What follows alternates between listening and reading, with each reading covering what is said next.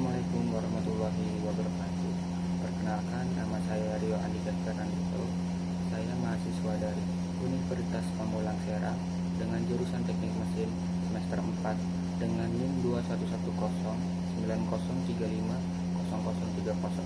Di sini saya akan menjelaskan tentang tegangan dan regangan. Memahami tegangan dan regangan. Mempelajari tegangan dan regangan teknik mesin adalah penting dalam memahami sifat-sifat material dan desain mesin yang baik. Selanjutnya, kita akan mempelajari lebih dalam tentang tegangan dan regangan. Yang pertama, definisi tegangan dan regangan. Tegangan merupakan gaya yang bekerja pada suatu luasan material. Tegangan dapat dihitung sebagai rasio gaya dengan luasan. Yang kedua, regangan merupakan perubahan dimensi material akibat diberikan gaya. Regangan dapat dihitung sebagai perubahan panjang dengan panjang awal material. Kemudian, dasar dan perbedaan tegangan dan regangan. Dasar tegangan adalah gaya yang bekerja pada material, sedangkan regangan merupakan perubahan dimensi dari material ketika tegangan diterapkan. Kemudian perbedaan. Tegangan dan regangan adalah dua konsep yang berbeda. Berbeda dalam arti, tegangan bergantung pada luas penampang material, sementara regangan bergantung pada dimensinya. Setiap bahan memiliki karakteristik yang berbeda. Secara umum, bahan diklasifikasikan pada dua sifat yang berkaitan dengan analisa struktur. 1. Bahan yang kuat terhadap tekan. 2. Bahan yang kuat terhadap tarik. Contoh bahan kuat terhadap tekan yaitu beton. Kemudian contoh bahan kuat terhadap tarik yaitu baja. Tegangan normal atau tegangan tekan dan tegangan tarik.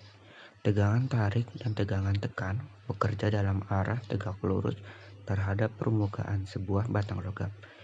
Gaya-gaya ini disebut juga tegangan normal. Kemudian, suatu bahan akan dikatakan kuat terhadap tekan bila tegangan tekan izinnya lebih besar daripada tegangan tekan yang terjadi. Tekan izin lebih besar tekan yang terjadi.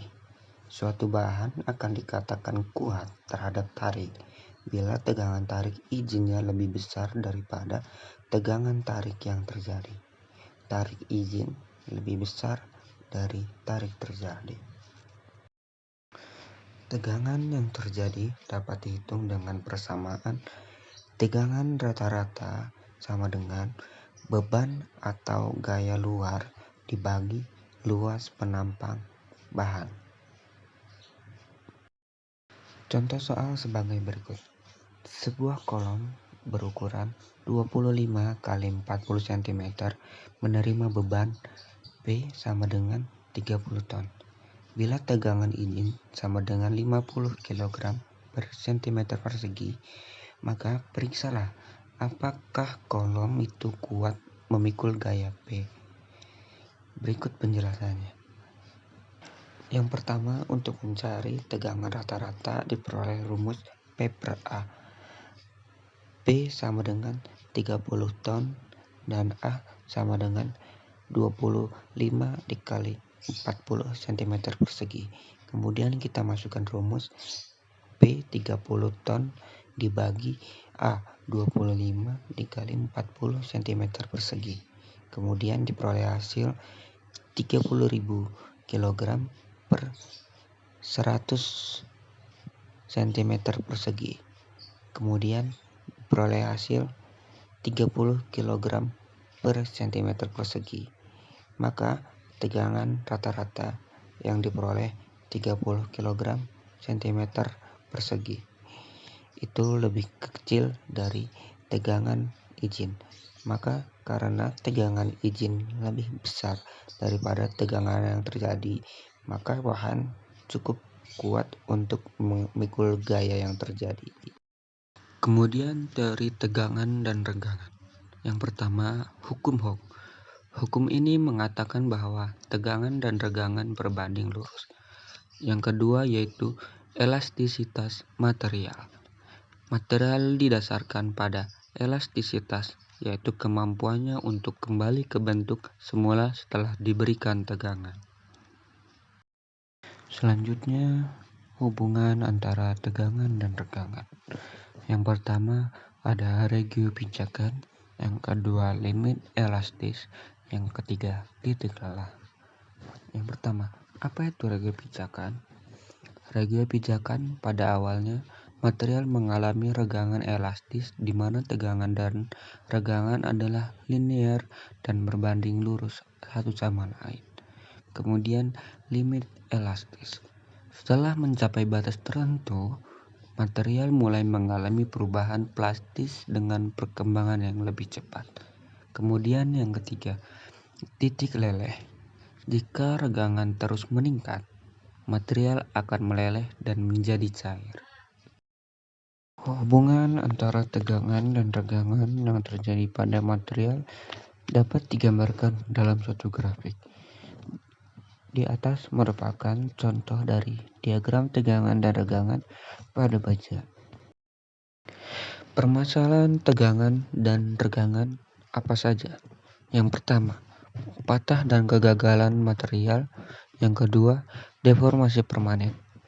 Yang pertama, patah dan kegagalan material. Tegangan yang besar dapat menyebabkan kegagalan material. Yang kedua, deformasi permanen. Tegangan yang berulang-ulang dapat menyebabkan deformasi permanen pada material. Kemudian, sifat mekanik material. Yang pertama, tahan korosi. Yang kedua, kekerasan. Dan ketiga, kekuatan tarik. Apa itu tahan korosi? Tahan korosi material yang tahan terhadap korosi membuatnya cocok digunakan di industri makanan atau korosi yang tinggi seperti marin dan minyak dan gas. Kemudian kekerasan. Material yang keras akan tahan terhadap terjadinya deformasi. Kemudian kekuatan tarik. Tahanan maksimum yang dapat dijalankan material saat proses tarik. Kemudian bagaimana sih pengukuran metode tegangan dan regangan? Yang pertama strain gauge dan yang kedua ada dip perluasan. Apa sih itu strain gauge? Strain gauge digunakan untuk mengukur tegangan dan regangan pada material namun memerlukan kalibrasi. Kemudian yang kedua dip perluasan. Dip perluasan digunakan untuk mengukur deformasi pada material. Regangan. Dari hasil pengamatan diketahui bahwa suatu material yang mengalami tegangan pada saat yang sama juga mengalami perubahan panjang atau volume. Perubahan panjang atau volume ini sering dinyatakan dalam regangan yang didefinisikan sebagai berikut. Tegangan sama dengan delta per L, di mana delta adalah perubahan panjang yang dialami oleh bagian spesimen sepanjang L. Tegangan merupakan regangan tanpa satuan. Kemudian elastisitas. Kondisi elastisitas adalah kondisi bahwa jika beban yang bekerja dihapuskan, maka tidak akan meninggalkan regangan sisa yang permanen. Dan sifat material masih seperti semula saat belum ada beban kerja. Kemudian nilai modulus elastisitas merupakan nilai yang menunjukkan sifat keelastisitasan material. Dalam kondisi pembebanan sehari-hari, sebagian besar material struktur menunjukkan perilaku yang memenuhi hukum Hooke, di mana dinyatakan tegangan berbanding lurus dengan regangan atau hubungan linier sebagai berikut, di mana E adalah suatu konstanta yang disebut modulus elastisitas atau modulus Young. Modulus elastisitas baja atau tarik atau tekan umumnya dianggap antara 200.000 sampai 207.000 MPa. Kemudian modulus elastisitas beton adalah 4.700 FC. Selanjutnya, manfaat penggunaan tegangan dan regangan dalam teknik mesin. Apa saja? Yang pertama ada desain struktur yang kuat. Yang kedua meningkatkan efisiensi energi. Yang pertama, desain struktur yang kuat. Menghindari kegagalan material dengan menerapkan analisis tegangan dan regangan pada struktur. Kemudian, meningkatkan efisiensi energi. Penggunaan material yang dapat mengubah dimensi ketika diberi beban sehingga mampu meningkatkan efisiensi energi pada mesin. Penerapan dalam teknik mesin. Yang pertama, analisis tegangan dalam struktur. Kedua, pengaruh regangan terhadap performa mesin. Yang ketiga, desain struktur yang kuat. Yang pertama, analisis tegangan dalam struktur. Pembuatan struktur yang kuat dan tahan lama memerlukan analisis tegangan untuk menghindari kegagalan material. Kemudian, pengaruh regangan terhadap performa mesin. Pengaruh regangan sangat penting dalam mesin, khususnya penggunaan material yang dapat mengubah dimensi ketika diberi beban. Kemudian, desain struktur yang kuat. Saat ini, teknik mesin digunakan untuk mendesain struktur yang kuat dengan bantuan perangkat lunak, CAD, atau FEM. Jadi kesimpulannya adalah yang pertama, 1. Tegangan dan regangan berhubungan. 2. Material memiliki sifat mekanik yang berbeda. 3. Memahami tegangan dan regangan sangat penting. Yang pertama, tegangan dan regangan berhubungan. Ketika sebuah material diberikan tegangan, material akan mengalami perubahan dimensi atau regangan. Yang kedua, material memiliki sifat mekanik yang berbeda. Material memiliki berbagai sifat mekanik yang menentukan kekuatan dan ketahanannya terhadap gaya luar. Yang ketiga, memahami tegangan dan regangan sangat penting. Mempelajari tegangan dan regangan membantu kita memahami bagaimana material dan desain mesin berperilaku.